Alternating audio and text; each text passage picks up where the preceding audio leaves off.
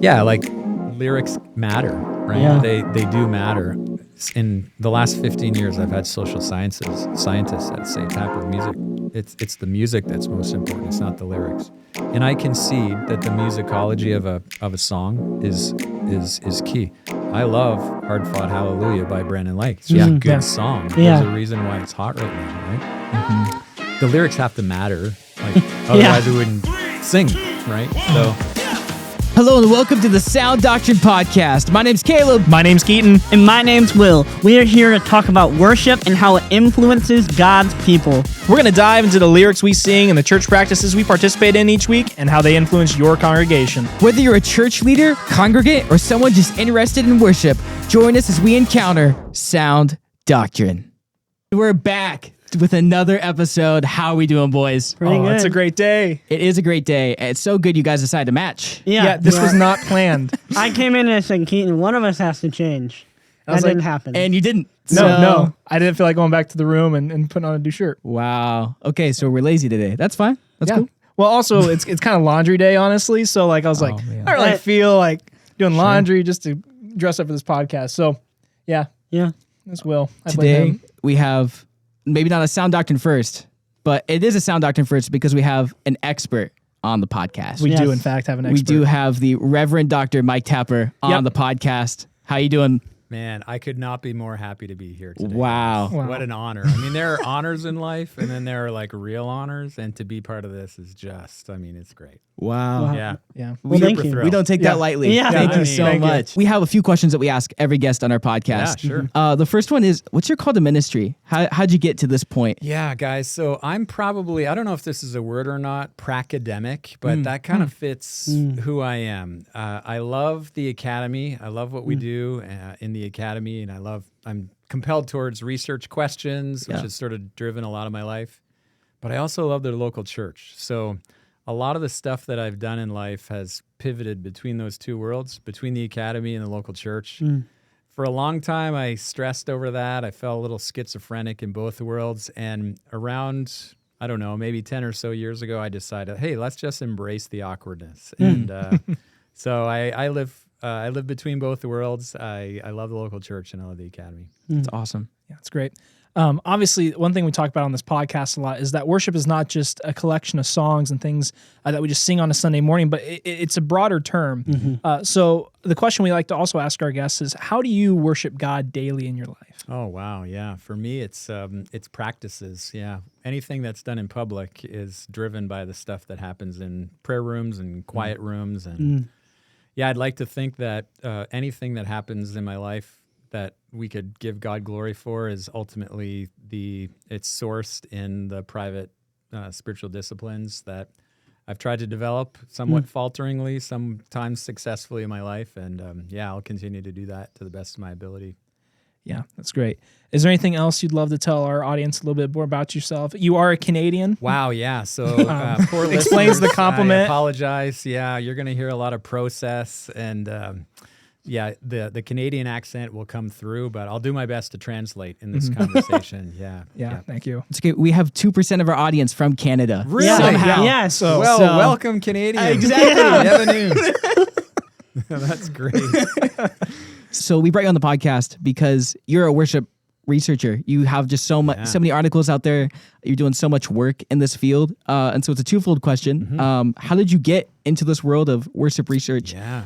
But then also you wrote this article about the music industry and worship and kind of how megachurches are kind of the front runners to this. And they even have artists who, you may think Chris Tomlin, but Chris Tomlin's associated with some other church. So just also a little bit about that article. Yeah, sure. So this is probably a project that has been emerging over the last, honestly, 15 years, guys. For me, I've always been intrigued with questions associated with what the church says that they believe and how that actually fleshes out in practice. And so way back, probably 15 or so years ago, I started into a project where I was looking for a worship practice that really gets at the heart of where the local church is at. And music, as you all know, is a key part of that. Yeah. I somewhat provocatively over the years have said that our worship leaders are the theological gatekeepers of our churches. I like that. and there's various. We could go down that rabbit hole if we wanted, but this is about 15 years or so ago. I was working on some PhD work, and what intrigued me most about the study was Trinity or Trinitarian theology. Usually in most churches, front and center, 1.1 is a statement about God. I don't believe, based on the data and the music that we sing, we're quite as Trinitarian as we think that we are. And so my modest contribution to the universe was a PhD that hammered away at that. But after I graduated and finished that off, I decided that what I wanted to do most is do research in collaboration. I love doing this sort of stuff. I like working with people. Was blessed with a data set from Duke University in 2021. Wow. The only data set that I'm aware of, this amazing CCLI data set that was gifted to us really by a well-known researcher who just frankly didn't have time to really work at it. So passed it along for a couple of years. I gathered along some people from the industry, some folks in the academic world, and some practitioners, and we spent a year prayerfully considering what we would do with this data set. Wow. Took us through COVID. About 2023, we worked on we crunched the numbers and we did some research, and we concluded that in the last decade, 2010s, the lion's share of the music that we sing, that we were singing, and still today, to some degree it rings true, came from four main sources. We penned them or labeled them the big four: Elevation, Passion, Hillsong, and Bethel. Yeah. And in March 2023, we published what I considered to be not all that provocative a statement. My sense is that most of us have a hunch that that's where the music is actually coming from. So we published it, and we probably underestimated, truthfully, the response. I don't know how. Yeah, still to this day, I'm not sure. I think we just ticked off the whole world. Not ticked off, but music is a provocative sort of thing. Yeah. Anyhow, RNS picked it up. Christianity Today picked it up, and some syndicates picked it up. And it's really, truthfully, for the last couple of years, we've been spending a lot of time just responding to some of the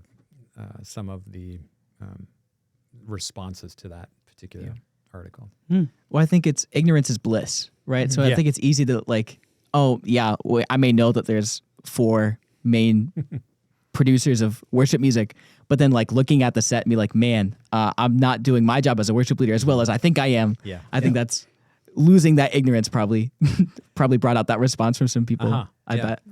Yeah, there were some people who were, the hymn lovers who were like, "Oh, there you go."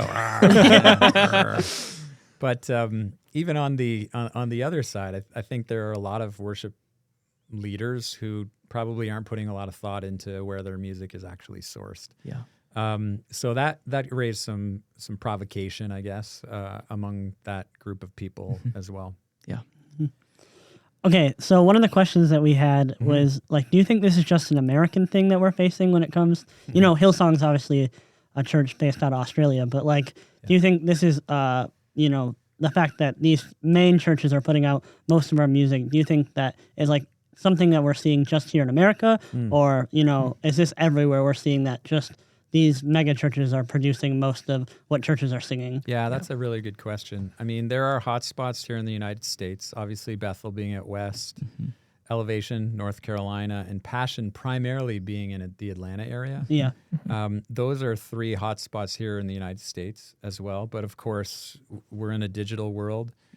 Granted, algorithms rule the day. Yeah. And we could probably spend a lot of time just talking about how our song lists are, whether or not they're controlling us or we're controlling our song lists. Yeah. Algorithms are global.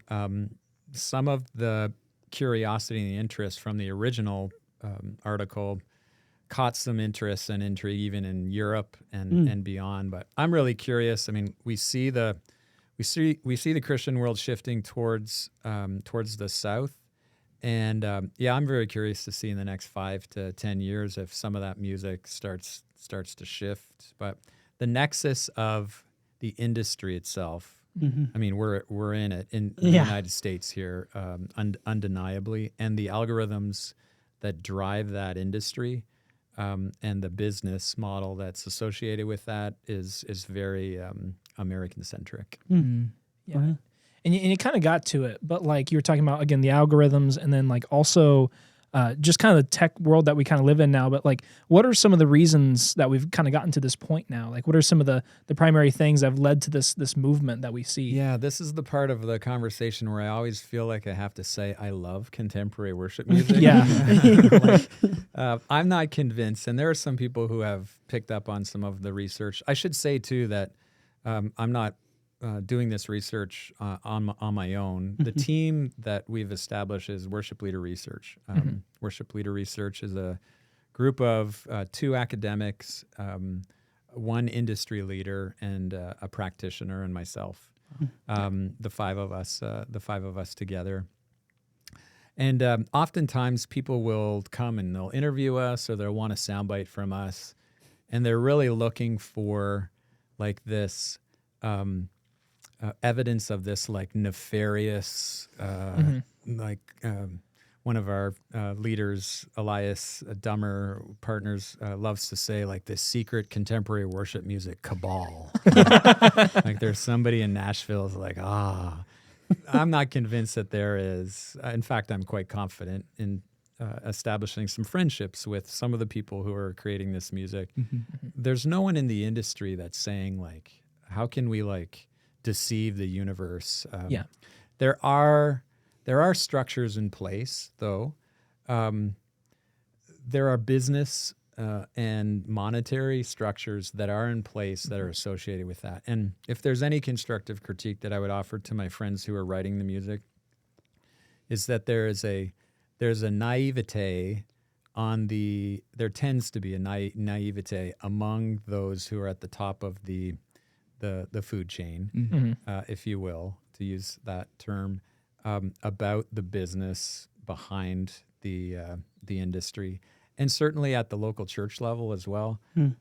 As a worship leader, there's something that compels us not to want to think too much about the industry behind it. So if there's any modest contribution that our little group has offered, we're trying to in a way that respects both the industry and God ultimately. We're kind of trying our best to sort of like pull things back and say, there are things that the Holy Spirit does through the music that we sing, but there is also a business side to this thing that we want to admit. And very few people obviously have issues with, talking about the spirituality that's associated with the music, as we should. It's that other side that just makes us just a little bit nervous. And I think our contribution to that conversation is just saying, hey, let's just admit that there are certain structures that are in play that contribute to this, that make it so that a few people at the top tend to win a lot, and a whole lot of people who may be wishing that they could win don't. If I can use that. So. No, I think that's great. What I find really interesting about like the main players in the game is that they all kind of have the same sound. Like they all have their own distinct takes on like the CCM sound, but like they're the ones who develop basically the sound of being the front runners. And now we're seeing all these other churches kind of adopting that sound as their own.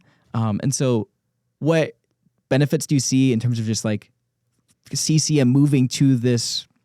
I guess when I say CCM, there's a specific sound that we can all maybe like point to, like tonic pad and, like all these different aspects of worship music. Where do we see that shifting? And then do we see a rise in your research of maybe some other styles of CCM kind of moving into the church world? Yeah, that's a good question. Yeah. That's a really good question. I feel like we're in a little bit of a transition, if you will. Like some of the work even that we have evaluated is, 2000s, 2010s, early 2020s, Hillsong doesn't have the influence that it has for obvious reasons. Yeah. The last few years have been different for them, and so it does feel like we're in a little bit of a shift right now. I'm not sure actually what we're shifting towards. Like, it's interesting in that regard, but there are similarities when it comes to the music style.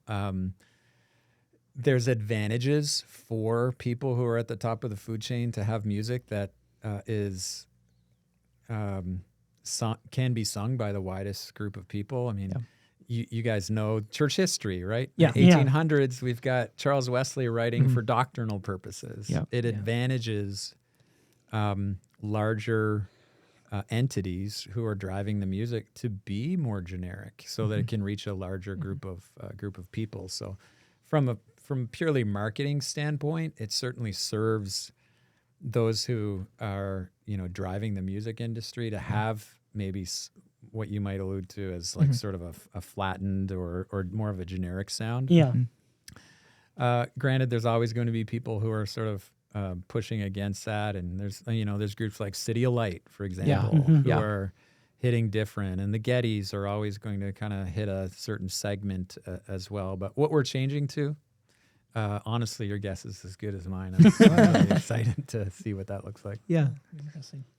Hey guys, hope you've been enjoying the episode so far. We want to take a quick second from the episode to tell you to subscribe, to rate the podcast, to hit the notification bell, all the things that you guys already know how to do.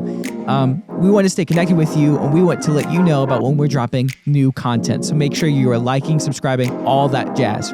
Also, leave some comments. We want to hear your feedback and things that you want to talk about when it comes to worship and all that goes with that. Also, follow us on all social media platforms at The Sound Doctrine, where you can see clips, quotes, and even some guests or information about new episodes that are coming. If you have not yet, please go and check out our exclusive partner, the Worship Warehouse. Link will be in the description. And you are a worship leader, or maybe someone who's just interested more in worship. They have some resources there that they would love to get into your hands. So please check them out. Now, with all that said, let's go back to the episode. What do you think this means for the church?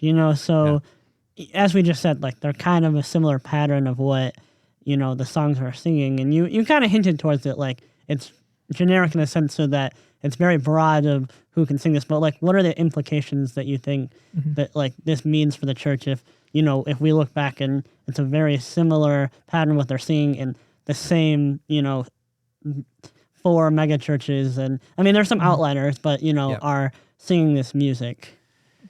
Yeah, whenever I'm talking to worship leaders, I love to remind them that they are in control, right? Yeah. Like ultimately they're in control. Granted, it's different. Like when I was your guys' age, a worship leader could control their song set a lot better. These days, a lot of worship leaders have parishioners or people that are connected to their church that listen to music, and they'll actually introduce a song to the worship leader and say, hey, I heard this song by Brandon Lake. Wonder if we could sing it in church. That's different than it used to be, right? But I mean, a reminder to the local church worship leader that they have control over the song set, over their song corpus, right?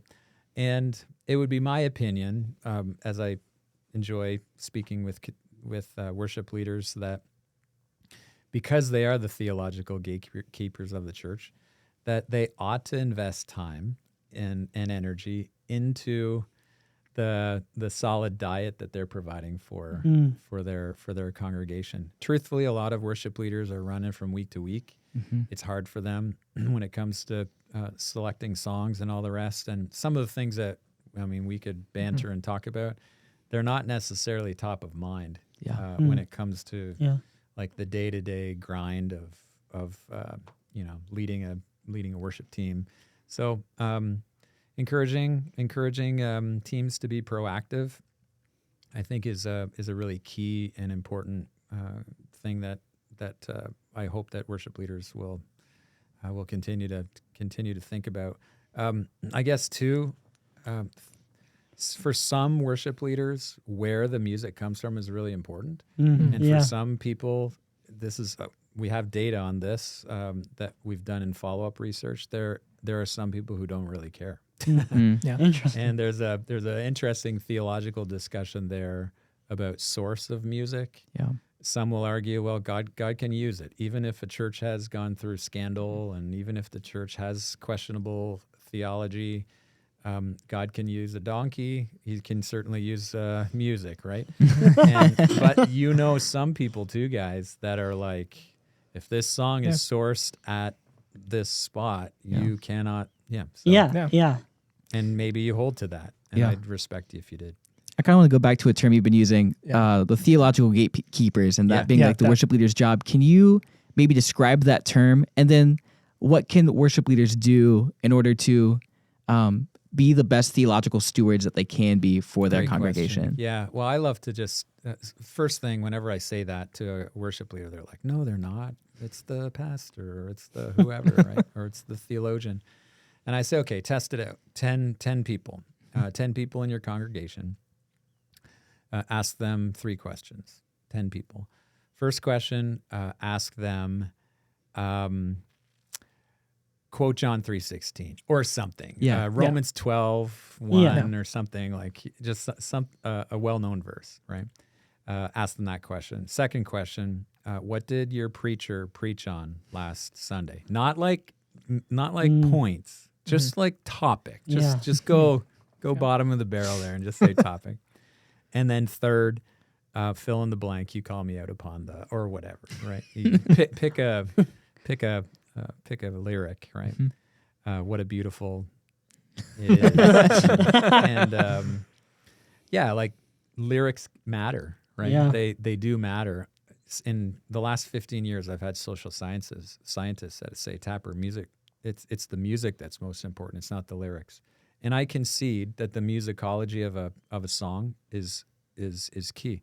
I love Hard Fought Hallelujah by Brandon Lake. It's just a good song. There's a reason why it's hot right now, right? Mm-hmm. The lyrics have to matter. Like, otherwise we wouldn't sing them, right? So the lyrics do matter.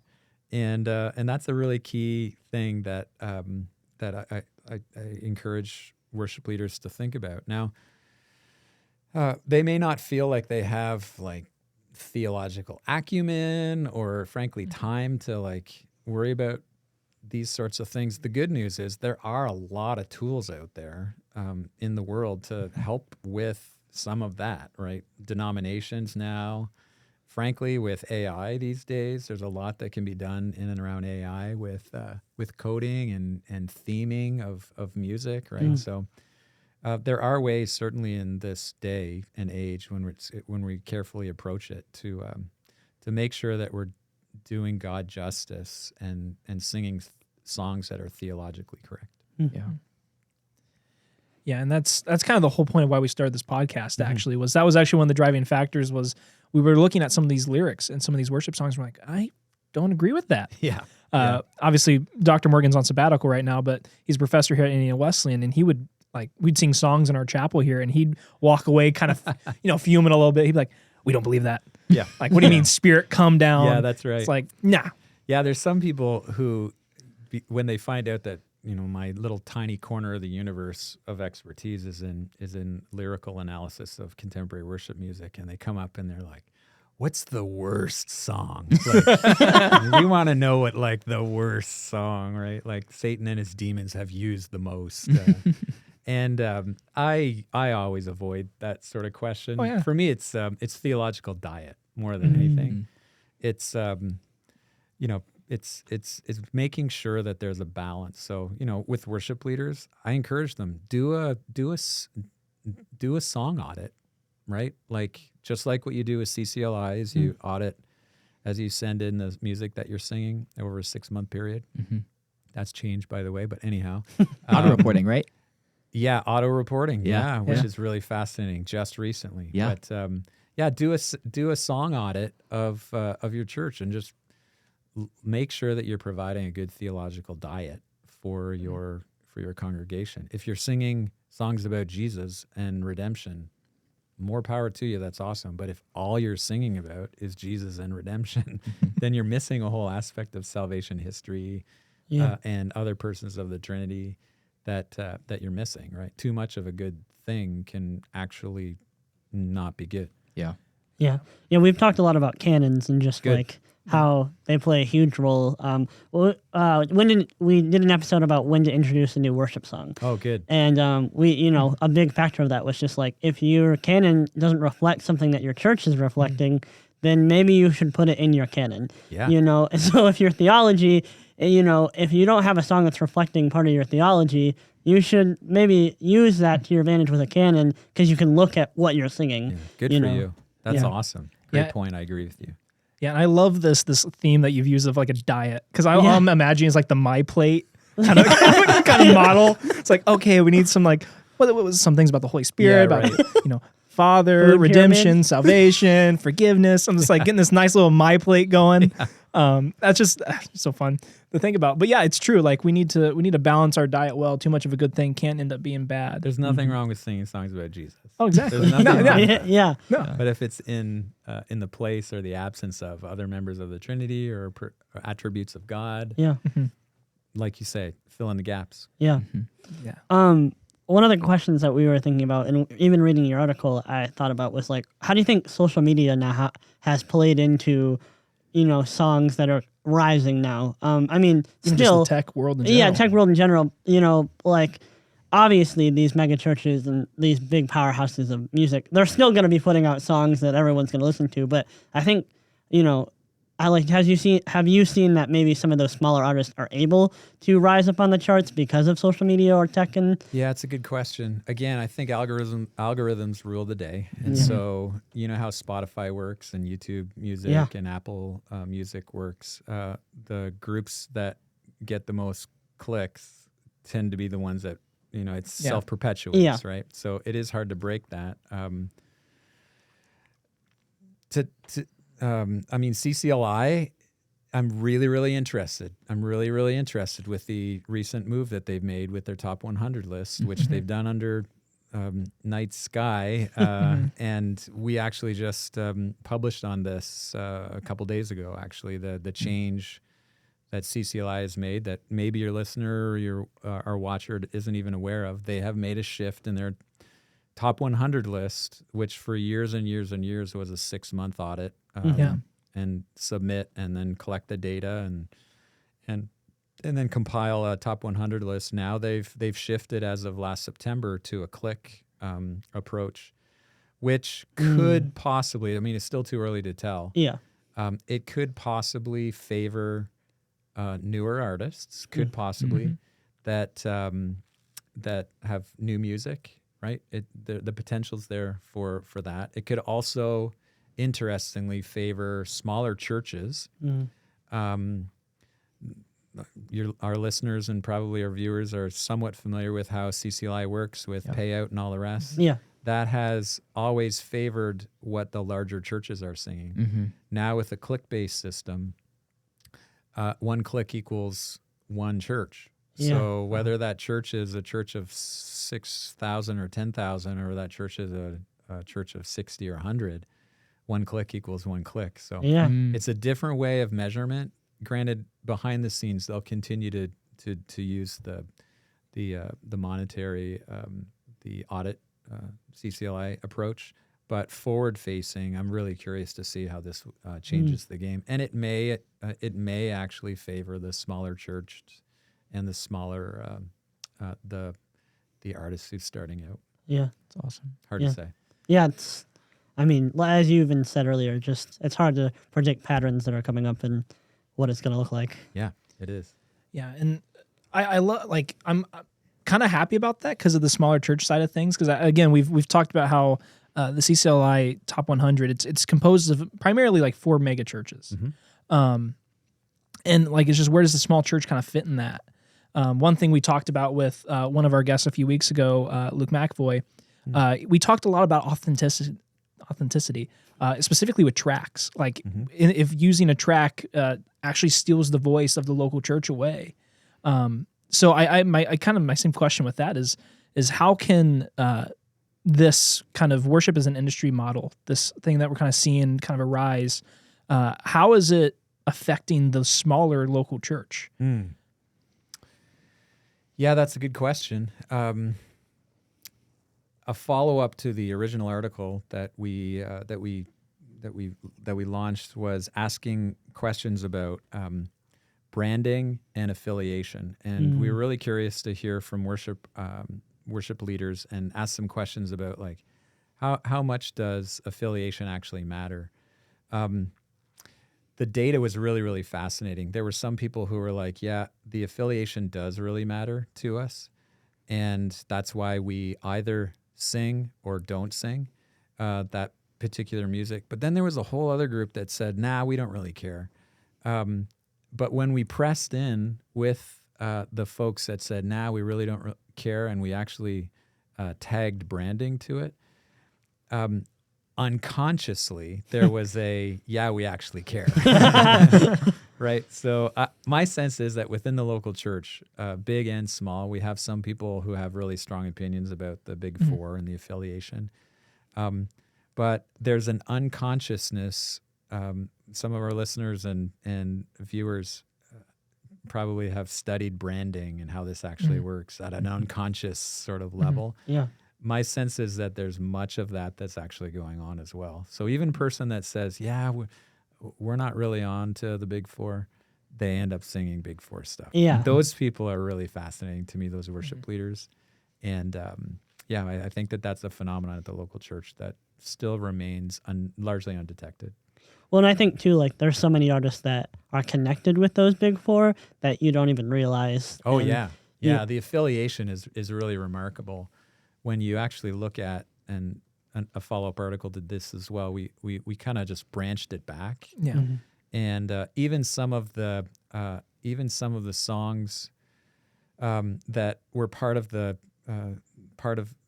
popular corpus, they weren't popular until they were actually covered by the Big Four. Yeah. Right? Yeah. Right. So, Good Father would be a good example of that from back 10 or so years ago. That's a Pat Barrett song, but it didn't actually pick or grab until Chris Tomlin actually sang it. Yeah. Right? So, Yeah. So you have some of this springboarding that actually takes place through the affiliation. That's really, really key, which raises some questions about some of our listeners who are like, well, I'm not part of the Big Four. I don't have any connections to the Big Four.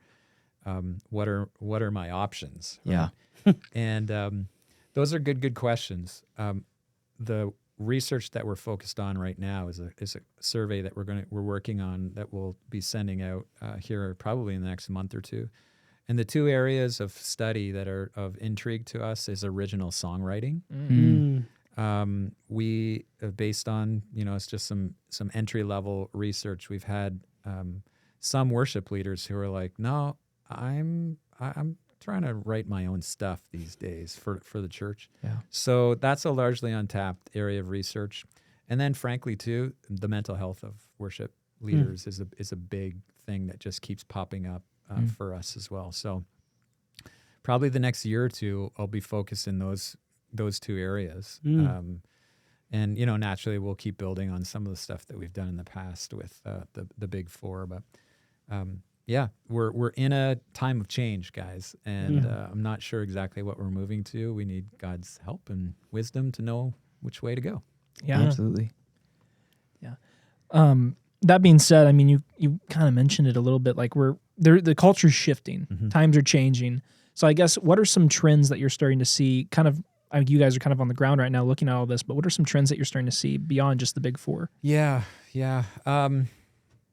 Well, I mean, AI is a really interesting thing. I think our worship leaders, not only is the industry being driven these days by AI, generative AI, I think worship leaders are trying to figure out how to work this, and how churches are trying to work this as well. Yeah. So I'm really curious to see how that affects this whole process and what that actually looks like, as well. So I think that's quite big. I am interested and really intrigued with the original content. Yeah. There is a shift in the air. I think those who are creating original content, they're realistic about their expectations.